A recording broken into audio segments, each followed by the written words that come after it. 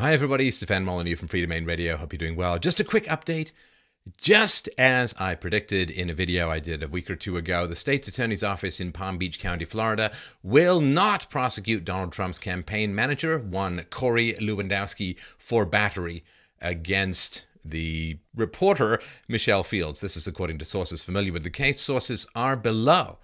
Miami criminal defense lawyer David Oscar Marcus said, if you asked people to describe a battery, this certainly wouldn't cut it. No injury, no damage, no nothing. Not every minor interaction needs to go to court. Time for everyone to chill out. Jeb Bush has a better claim for battery against Trump after those debates than this reporter does against Lewandowski. Michelle Fields herself tweeted, such an appropriate term, prosecutor's office told me they would inform me of decision tomorrow. If report's true, guess they decided to leak to reporters first. Ugly. Yeah, Michelle, that's the ugliness about this whole situation. Just them deciding to spill the beans a little bit early. The state attorney's office tried to broker a deal where Lewandowski would publicly apologize to Fields instead of facing prosecution. While Fields agreed to the offer, it's not yet clear that Lewandowski did. Hey, Lewandowski, do not apologize. I would never in a million years, like Trump, fire you for this accusation, but I might reconsider if you actually apologized. Because actually in the audio of him moving Michelle Fields aside, who's grabbing at the presidential wannabe, you can clearly hear him saying, excuse me, kind of polite. Now, there could be just a little bit of political intrigue in this, as we talked about in the last video. According to the Boston Herald, quote, the Florida prosecutor whose office is handling the battery case involving Donald Trump's campaign manager is a longtime Democrat and former state senator who's now part of Hillary Clinton's so-called Florida Leadership Council. Now, the prosecutor kind of said, oh, I didn't, we're going to review it and so on, and said the police basically acted on their own. But the idea that the police would pursue this case is incomprehensible to me. I'm just an outsider, no lawyer. This is kind of what I think. If you have Donald Trump's campaign manager up for a potential criminal charge, the idea that this wouldn't get floated anywhere above the local two-finger mustachioed cop typist going on down in the local beat at 2 o'clock in the morning, of course it's going to float upstairs, and they're going to say, maybe go ahead, because of the political implications, and then the conflict of interest is revealed, the video comes out, there's all of this nothing burger revelations, and so they're probably calling it off. Now, of course, the damage has been done in a lot of people's minds. Once you smear someone in this kind of crap, they never quite smell the same, and that's sort of the point of the guilty until proven guilty mindset of the general population. It's like all those race-baiting prosecutions that occurred under Eric Holder's tenure. I'm pretty sure that he may have had a bit of a thumb on the scale in terms of giving his feedback on that. So if the Florida prosecutor is a high-ranking Democrat, boy, if he can't find a way to charge a Republican campaign manager, that just proves how unbelievably ridiculous the case was. Of course, it went up the tree, and then it came back down, in my opinion. Now, Michelle Fields added, quote, for those asking, officer of prosecutor asked 2 weeks ago if I'd be okay with an apology from Corey. I said, yeah, but haven't heard back about it. Oh, man. You gotta go to the police to get someone to apologize to you? Ooh, tough as nails reporter there. Now, Fields has said that she may seek defamation charges against Lewandowski based on his efforts to dismiss her claims and cast doubt upon her integrity. Wow, I don't know. I'm no lawyer, but I'm pretty sure you don't want to go down the route of thinking that somehow Lewandowski has defamed Fields. I would say that, false accusation, injury to reputation could suffice for Corey to sue Fields, not the other way around. It's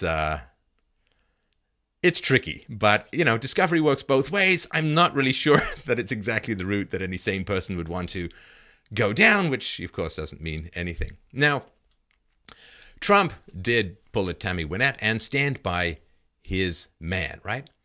And this is in distinct contrast to Ted Cruz. So Ted Cruz, March 29th, was asked if Trump should fire Lewandowski, and he said, of course. Look, it shouldn't be complicated. The members of the campaign staff shouldn't be physically assaulting the press. It's consistent with the pattern of the Trump campaign, a campaign built on attacks, on insults. Now, what's interesting about this is, Ted Cruz is kind of like a lawyer. At least he plays one on television. And he didn't say allegedly. See, this was just a charge. It's not proven. And every sane and reasonable and decent human being in the world, when someone's facing charges that are unproven, is supposed to say allegedly. I'm sure Ted Cruz knows all about this. He didn't say members of the campaign staff shouldn't be accused of physically assaulting the press, or allegedly, he said, shouldn't be physically so. Ted Cruz, not so much into the innocent until proven guilty. I mean, he's a lawyer, for Christ's sake. This should be kind of 101. And then he uses the smear from Fields to smear Trump and so on. Now, of course, given that there's not enough to prosecute, I await with bated breath for Ted Cruz's apology. Donald Trump said, I would have loved to have fired him. It would have been much easier than talking to you about this all night long. I don't want to ruin Lewandowski's life. He also said, I'm sticking up for a person because I'm not going to let a person's life be destroyed over somebody that we have on tape. And you just take a look at what people are saying when they see that incident on tape.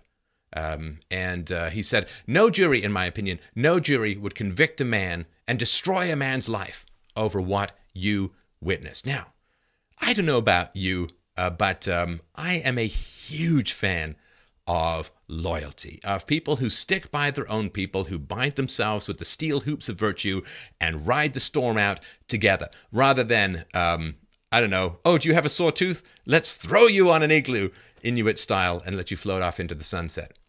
In another interview, Trump said, the other candidates, they said, oh, I should fire him. That's because they're weak, ineffective people. They want to be politically correct. I don't want to be politically correct.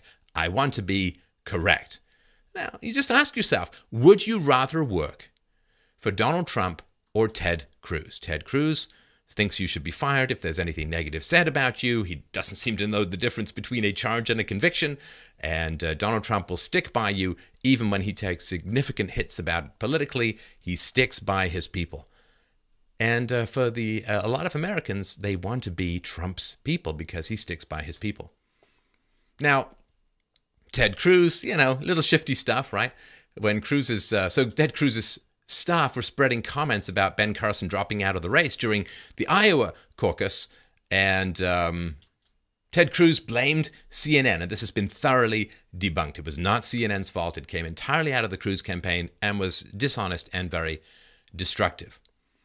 Now, longtime Cruz communications director Rick Tyler published a video that accused Marco Rubio of mocking the Bible to Cruz's father when, in fact, Rubio was praising the Bible. Cruz fired Tyler once the media controversy hit. Ted Cruz has said, I had made it clear in this campaign that we will conduct this campaign with the very highest standards of integrity. When other campaigns attack us personally, impugn my integrity or my character, I don't respond in kind. None of you have heard me throw the kind of insults at Marco Rubio that he throws at me every single day. If other candidates choose to go into the gutter, we will not do the same. Rick Tyler's a good man. This was a grave error of judgment. It turned out the news story he sent around was false. But I'll tell you, even if it was true, we are not a campaign that is going to question the faith of another candidate, right? It's going to take the high road. Then these allegations, which are not even enough for a politically motivated prosecutor to pursue in court, is there going to be any apology and backtrack from Ted Cruz? Now, Donald Trump was talking about how, well, she grabbed me. Can I not then charge her with battery?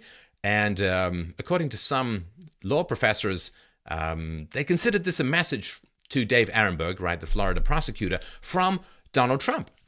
So what Donald Trump said when he said, well, maybe I could charge her with battery, that's kind of lawyer talk that he's going to check off all the boxes for defense of others. In other words, you're allowed to use force to defend other people, as I talked about in my last video.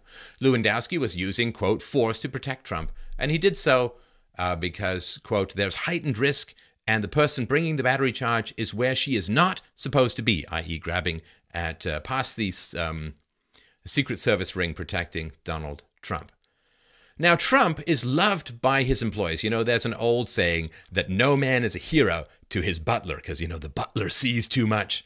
But Trump's butler of 20 years worships Trump. Trump is loved by his employees, while Cruz actually one of the most despised people in Washington. In Washington, I say. And it's not just the establishment people. Senator Jeff Sessions, Cruz used to use him as a human shield whenever the topic of immigration came up, and they were supposed to be tight as buddies, thick as thieves. Well, Jeff Sessions ended up endorsing Trump. So this is a trial run to see how Trump handles pressure and slander, and how he is going to negotiate. Is he going to stick by his people, or is he going to feed them to the wolves? Is he going to do what's right, or is he going to do what's expedient in the moment? It was the right thing for Donald Trump to stick by his campaign manager. Donald Trump's decision has been utterly, utterly vindicated, and that is a good test drive of how he's going to be as the president when he's not just negotiating on the behalf of Corey Lewandowski, but he's negotiating on behalf of the American people.